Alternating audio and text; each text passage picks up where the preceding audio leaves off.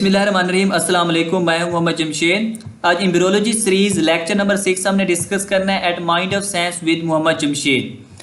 आज का जो हमारा टॉपिक है वो है डेवलपमेंट ऑफ टेस्टिस की डेवलपमेंट को डिस्कस करेंगे हम। तो प्रीवियस लेक्चर के अंदर हमने एक बात डिस्कस की थी कि गोनेडल रिज के अंदर दो कंपोनेंट्स बनते हैं, एक हमारे पास कोर्टेक्स कंपोनेंट होता है, दूसरा क्या होता है मेडुला।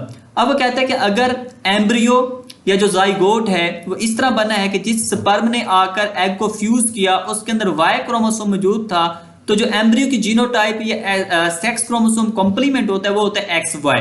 ठीक है, तो अगर एक्स वाई जीनोटाइप एम्ब्रियो के अंदर मौजूद होती है तो मेडुला डिफरेंशिएट हो जाता है टेस्टिस के अंदर और कॉर्टेक्स क्या हो जाता है, डिजेनरेट हो जाता है। और अगर यूं होता है कि एक्स जीनोटाइप होती है, जो स्पर्म आकर फ्यूज करते हैं उसके अंदर एक्स क्रोमोसोम मौजूद होता है, तो एक्स जीनोटाइप की वजह से मेडुला डिजेनरेट हो जाता है, कॉर्टेक्स डिफरेंशिएट हो जाते हैं ओवरी के अंदर। राइट हो गया।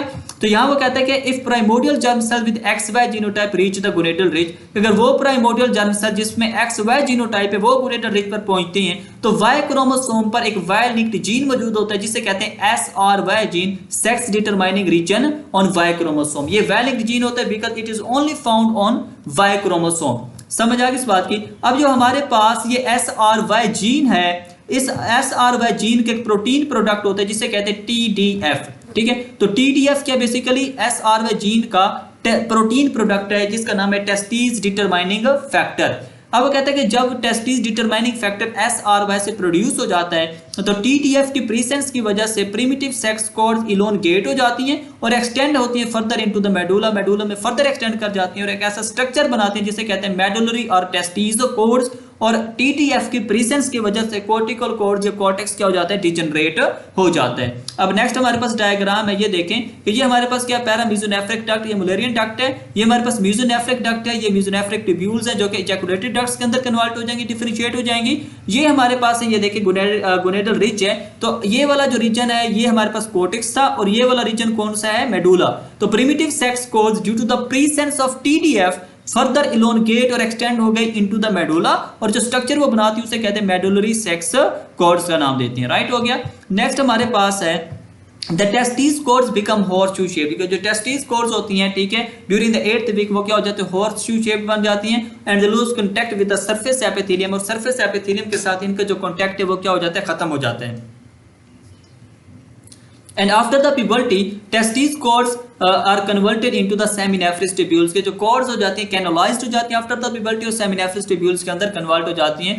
अब ये देखिए हमारे पास एक डायग्राम है, ये हमारे पास गोनेडल रिज है जिसके अंदर टेस्टिस कॉर्ड्स बने हुए हैं। ठीक है, और ये हमारे पास ट्यूनिका एल्बुजिनिया है। ठीक है, ये बेसिकली फिब्रस कॉर्ड होता है, मेसेनकाइम से बनता है, हम आगे डिस्कस करेंगे। ठीक है, ये हमारे पास ब्लैक हमारे सिलोमिक एपिथेलियम है।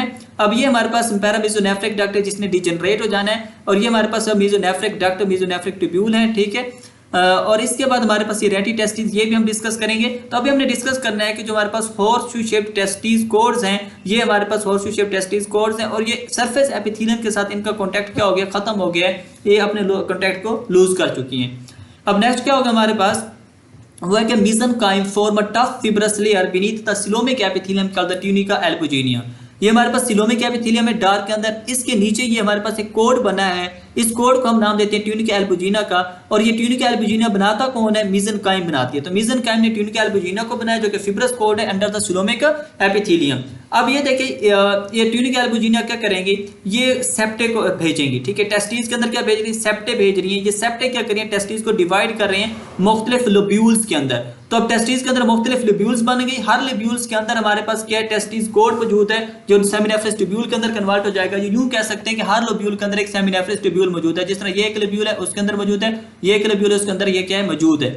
अब दूसरी बात ये क्या है कि towards the hilum tunica albuginea send septa to divide the testis into the multiple lobules. Lobules बन के हमने डिस्कस कर लिया। अब वो कहता है कि ये हमारे पास क्या हाइलम है, ये गोनेडल रिज का क्या हाइलम है, ये उसका हाइलम है, ये उसका हाइलम है, ये वाला जो हिस्सा है। तो कहते हैं towards the hilum of the gonadal ridge cords break into a network of tiny tubules called the rete testis, कि जो कोर्ड्स होते हैं छोटी छोटी, ये हमारे पास जो कोड था ये छोटी छोटी ट्यूब्यूल्स के अंदर कन्वर्ट हो गया जिन्होंने अपने आप खुद के साथ एनास्टोमोस करके एक नेटवर्क बना लिया। उस नेटवर्क को हम नाम देते हैं रेटी टेस्टिस का। तो ये हमारे पास रेटी टेस्टिस बन गई।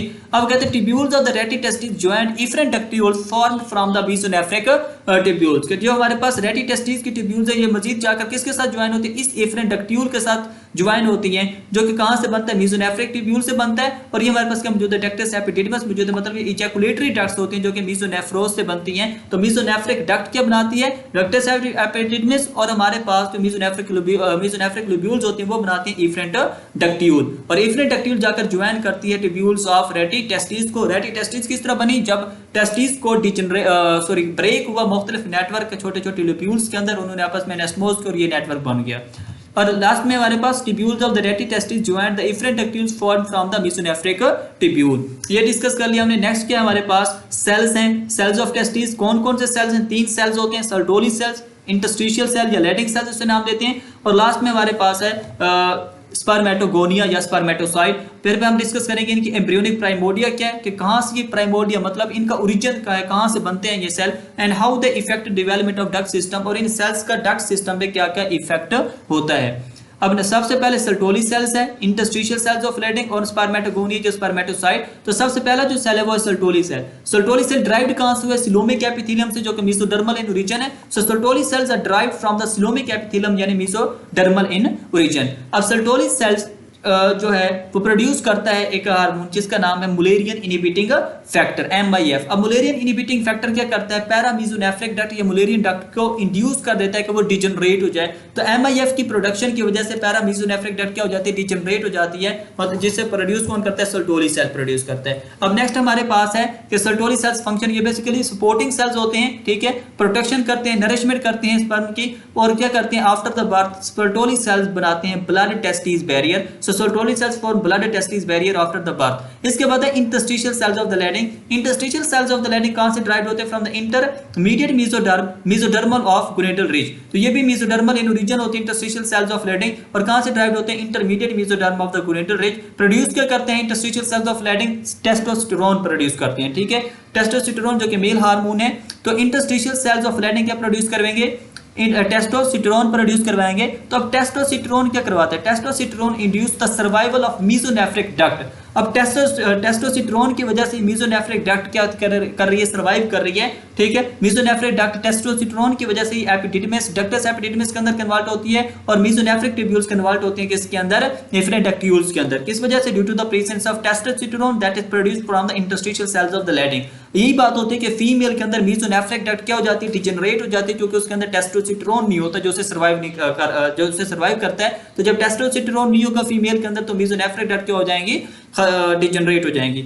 इसके बाद है स्पर्मेटोगोनिया या स्पर्मेटोसाइट। ये कहां से ड्राइव्ड होते हैं, they are derived from the primordial germ cells endodermal. तो स्पर्मेटोगोनिया जो है, स्पर्मेटोसाइट है, इनका जो ओरिजिन है वो एंडोडर्मल है, प्राइमोर्डियल जर्म सेल से ओरिजिनेट होते हैं, ठीक है। तो ये स्पर्मेटोगोनिया के बनाते हैं, स्पर्म बनाते हैं। तो ये हमारे पास 3 सेल थे, Sertoli cell, interstitial cells of Leydig और स्पर्मेटोगोनिया या स्पर्मेटोसाइट। तो हमने देखा कि इनका एम्ब्रियोनिक प्राइमोर्डिया क्या है, किस तरह डक्ट सिस्टम की डेवलपमेंट पर असर अंदाज हो रही है। नेक्स्ट हमारे पास ये ओवरऑल ओवरव्यू है, ठीक है। ये अगर हम मतलब कि ये देखें, हमारे पास एक जो लोब्यूल होता है, ये डायग्राम है। तो सबसे पहले देखें ये मेसोनेफ्रिक ट्यूब्यूल है, ये हमारे पास गोनेडल रिज थी। अब ये देखिए हमारे पास टेस्टिकुलर कोड बनी, ठीक है, टेस्टिकुलर कोड बनी मेडुला के अंदर, ठीक है, प्रिमिटिव सेक्स कोड से जब TDF आया।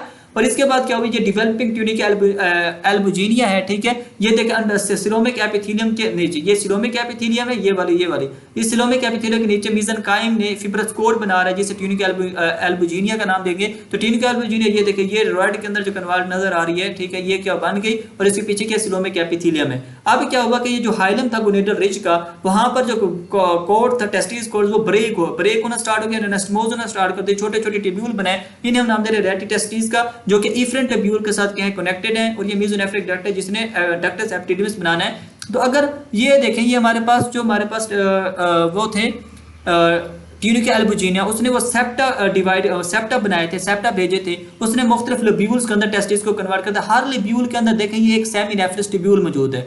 जब हम सेमिनेफ्रस ट्यूब्यूल का क्रॉस सेक्शन लेते हैं तो इस तरह नजर आता है कि एक तो इसके अंदर जब ये हमारे पास के स्पर्मेटोगोनिया प्रेजेंट होता है, स्पर्मेटोगोनिया के साथ क्या मौजूद होते हैं, सर्टोली सेल मौजूद होते हैं, और इनके बाहर इर्द गिर्द क्या मौजूद होते हैं, लैडिंग सेल मौजूद होते हैं। ये यहाँ अच्छा नजर आ रहा है कि ये हमारे पास क्रॉस सेक्शन है। ये तो उसका क्या होगा, बेसल लैमिना हो गया उस लोब्यूल का।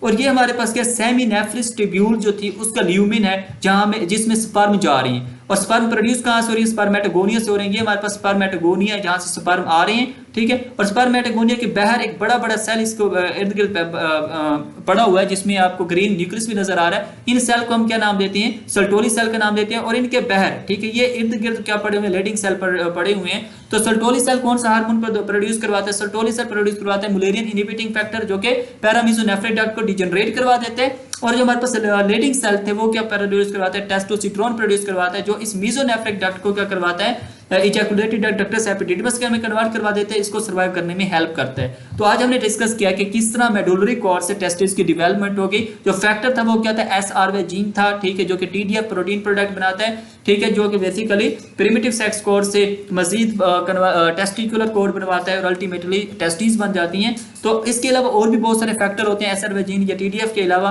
ठीक है, लेकिन हमने सिर्फ ये डिस्कस करना है जो कि इंपॉर्टेंट है। तो अगर ये आपको लेक्चर पसंद है तो हमारे चैनल को सब्सक्राइब करना ना भूलिएगा, ठीक है, और प्रेस कर दीजिएगा बेल आइकन को ताकि आपको नोटिफिकेशन मिलते रहे। नेक्स्ट हम लेक्चर लेकर आएंगे डेवलपमेंट ऑफ ओवरी, मतलब कि फीमेल गुनेट। तब तक अल्लाह हाफिज।